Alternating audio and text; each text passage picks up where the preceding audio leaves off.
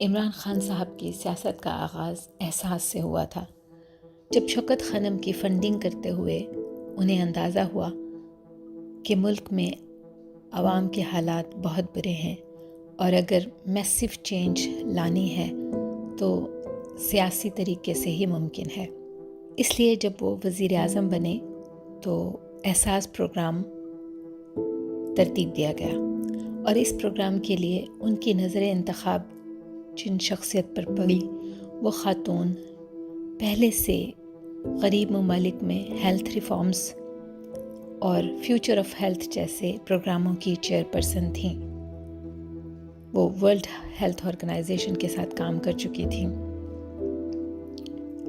یعنی کہ ثانیہ نشتر صاحبہ۔ جب انہیں احساس پروگرام کی سربراہی ملی تو انہیں معلوم تھا کہ غربت کی صرف یہ تعریف کافی نہیں کہ $1 سے کم تنخواہ، بلکہ lack of access, inequality, lack of opportunities اور لیک آف ریسورسز، یہ سب غربت کے پیرامیٹرز ہیں۔ عمران خان کا ایجنڈا ہمیشہ سے یہ تھا کہ پاکستان کو ویلفیئر اسٹیٹ بنانا ہے۔ لوگ مذاق اڑا رہے تھے، مگر عمران خان کے بارے میں ہم یہ کہہ سکتے ہیں کہ سر میں سودا سمایا تھا تو انہیں یہ کام کرنا ہی تھا۔ جب لگن ہو، ٹیلنٹ ہو اور نیک نیتی ہو تو کام شروع بھی ہو جاتے ہیں اور پایہ تکمیل بھی پہنچتے ہیں۔ احساس پروگرام کی پہلی خوبی یہ تھی کہ یہ ٹیلر میڈ پروگرام تھا، یعنی مختلف ضرورت مندوں کے لیے ان کی حاجت کے مطابق پروگرام رکھے گئے تھے۔ عمران خان کے دور حکومت میں جب یہ پروگرام چل رہا تھا تو اس میں 16 پروگرام کام کر رہے تھے، جیسے کہ اگر کسی کو اپنی آمدن بڑھانے کے لیے ریسورسز یا پیسے چاہیے تو احساس آمدن۔ فرض کریں کہ کسی کی بیٹی 12-13 سال کی ہے، والدین مزید تعلیم نہیں دلا سکتے اور وہ کم عمر بچی کی شادی کرنے پر مجبور ہو جاتے ہیں تو ان کو کیا چاہیے تھا؟ احساس اسٹائپنڈ۔ اگر کوئی طالب علم گریجویشن میں داخلہ لے چکا ہے مگر ان کے پاس پیسے نہیں ہیں تو انڈر گریڈ اسکالرشپ پروگرام۔ جہاں ریڑی بان ہیں، ان کو لائسنس نہیں مل رہا اور اگر وہ کسی دکان کے سامنے اپنا ریڑی لگاتے ہیں تو دکاندار ان سے بھتہ لیتے ہیں تو وہاں احساس ریڑی بان۔ کسی ماں کے ہاں کمزور یا پریمیچور بچہ پیدا ہوا تو احساس نشو و نما۔ کوئی شخص دہاڑی دار ہے، کسی اور شہر سے مزدوری کرنے آیا ہے، اس کے پاس یہ ریسورسز نہیں ہیں کہ وہ اپنے لیے رہائش کا بندوبست کر سکے، تو ان کے لیے شروع کیا گیا احساس پناہ گاہ، احساس لنگر خانے۔ اسی طرح اس میں احساس لونز، کوئی بھوکا نہ سوئے، احساس ڈسیبل پروگرام، دارالاحساس، ایک عورت ایک بینک اکاؤنٹ جیسے پروگرام شامل تھے، یعنی جیسی ضرورت ویسا پروگرام۔ کچھ لوگوں نے یہ پروپیگنڈا کیا کہ احساس تو بسپ کا ایک نیا نام تھا، جو کہ سراسر جھوٹ ہے۔ بسپ یعنی بے نظیر انکم سپورٹ پروگرام ایک ادارے کا نام تھا جو صرف کیش تقسیم کرتا تھا۔ احساس پروگرام کی دوسری خوبی یہ تھی کہ یہ کسی بھی سیاسی اور پارٹی کے عمل دخل سے پاک تھا۔ ڈاکٹر ثانیہ نشتر خود بتاتی ہیں کہ جب کووڈ میں وہ اس پروگرام پہ کام کر رہی تھیں تو چند اسمبلی ممبران کا خیال تھا کہ جیسے روایتی طور پر آفات کی صورت میں اسمبلی ممبران اپنے حلقوں میں کیش تقسیم کرتے ہیں، ایسے ہی کیا جائے، مگر انہوں نے اسے مکمل غیر سیاسی رکھا اور اس کے لیے انہیں عمران خان صاحب کی مکمل سپورٹ حاصل تھی۔ انہوں نے کمرشل بینکوں کے ذریعے ڈیجیٹلائز طریقے سے لوگوں کو پیسے دیے تاکہ اس پروگرام کو سیاست چمکانے کے بجائے مکمل طور پر سیاست سے بالا تر ہو کر حقیقی طور پر عوام کے احساس کے جذبے کے تحت چلایا جا سکے۔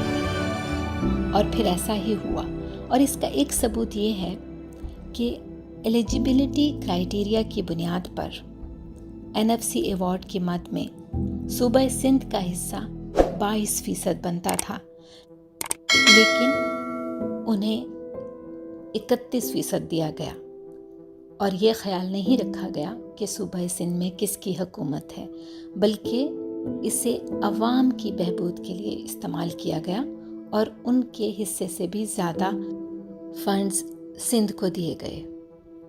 ٹیکنالوجی کے استعمال سے عزت اور وقار سے عوام کی مدد کی گئی، اور اس کا یہ فائدہ ہوا کہ حکومت اور عوام میں اعتماد کا رشتہ بحال ہوا۔ ڈاکٹر ثانیہ نشتر کہتی ہیں کہ عوام کو یہ احساس دلایا گیا کہ یہ آپ کے ٹیکس کا پیسہ ہے جو ہم آپ پر خرچ کر رہے ہیں، یہ احساس ہے، احسان نہیں۔ احساس پروگرام میں ایک ریولوشنری پروگرام تھا، احساس راشن۔ یہ ایک ٹارگیٹڈ سبسڈی تھی، یعنی جس کا مطلب ہے کہ مخصوص مستحق لوگوں کو سستی اشیاء فراہم کرنا، جس میں آٹا، دال اور پکانے کا تیل شامل ہے۔ یہ پروگرام 6 ماہ کی محنت کے بعد تیار کیا گیا، اور اس میں مخصوص مستحق لوگوں کو شناختی کارڈ کی بنیاد پر سستی چیزوں کی فراہمی یقینی بنائی گئی۔ پاکستان دنیا کا پہلا ملک تھا جس میں مخصوص مستحق لوگوں کے لیے اس طرح سے سبسڈی رکھی گئی۔ احساس پروگرام کے 50% فنڈز خواتین اور بچیوں کے لیے مختص کیے گئے تھے، اور پلان یہ تھا کہ یہ پروگرام مکمل ہونے پر 98% فنڈز بچیوں اور خواتین کے لیے ہوں گے۔ اسی پروگرام کے تحت 2047 یعنی 2047 پروگرام بنایا گیا، جس کا نام تھا سوشل پروٹیکشن فار آل، یعنی کہ سب کے لیے سماجی فلاح کا پروگرام۔ اور اس پروگرام کے لیے 34 ملین ہاؤس ہولڈ کا ڈیٹا اکٹھا کیا گیا۔ اس پروگرام کو اسٹینفورڈ یونیورسٹی نے اپریشیٹ کیا، اور گیلپ کے سروے کے مطابق 83% لوگوں کو احساس پروگرام کے بارے میں معلوم تھا، اور 77% لوگ اس کو اپریشیٹ کرتے تھے۔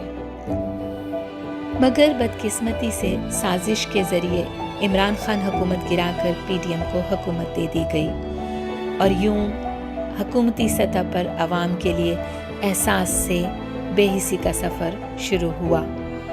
جہاں ایک طرف حکومتی نااہلی کی بنا پر شدت سے مہنگائی کر دی گئی، تو دوسری طرف درجہ بدرجہ احساس کے سارے پروگرام بند کر دیے گئے، پناہ گاہیں اور لنگر خانے بند کیے گئے، صحت کارڈ کو آہستہ آہستہ ختم کر دیا گیا۔ ریڑی بان پروگرام جس بے حسی سے بند کیا گیا اور ان کی ریڑیوں کو تباہ کیا گیا، اس کی تو کوئی مثال ہی نہیں ملتی۔ لیکن وہ پروگرام جس سے عوام کی زندگی سب سے زیادہ متاثر ہوئی اور جو سب سے تکلیف دہ سٹیپ تھا، وہ تھا احساس راشن ختم کرنا۔ احساس راشن ڈیجیٹلائز طریقے سے عوام کی مالی پوزیشن کو دیکھ کر ترتیب دیا گیا تھا، اور اس میں کریانہ اور یوٹیلیٹی سٹور مستحقین کو 3 سستی اشیاء فراہم کرتے تھے، اور یوں لوگوں کو سستی اشیاء اپنی ہی گلی میں میسر ہو جاتی تھی۔ اس احساس راشن کو ختم کر کے 1 مہینے کے لیے سستے آٹے کو مفت تقسیم کرنے کی مہم جو شروع کی گئی، اس میں سیاسی انوالومنٹ بھی تھی اور عوام کی اذیت و تکلیف کا سامان بھی تھا۔ لمبی قطاریں، پولیس اور انتظامیہ کا تشدد اور بھگدڑ۔ تو ایسا ہوا کہ وہ پروگرام جس کو اسٹینفورڈ یونیورسٹی اپریشیٹ کر رہی تھی، اس کے بارے میں رائٹرز نے لکھا کہ پاکستان میں ریکارڈ مہنگائی کے بعد آٹے کی ترسیل پر بھگدڑ کی صورت میں 16 لوگ جان سے گئے۔ اگر احساس پروگرام احساس کی مثال تھا تو جو مناظر لوگوں نے آٹے کی تقسیم پر دیکھے اور جس طرح لوگوں کو پٹتا دیکھا، جان سے جاتا دیکھا، تو وہ بے حسی کی مکمل تصویر تھے۔ اور آج عوام انتظار کر رہے ہیں کہ کب احساس کرنے والے عمران خان کی حکومت پھر سے آئے اور ثانیہ نشتر پھر سے پاورٹی ایلیویشن یعنی غربت کے خاتمے کے پروگرام کو دوبارہ سے شروع کریں اور عوام کو ریلیف مل سکے۔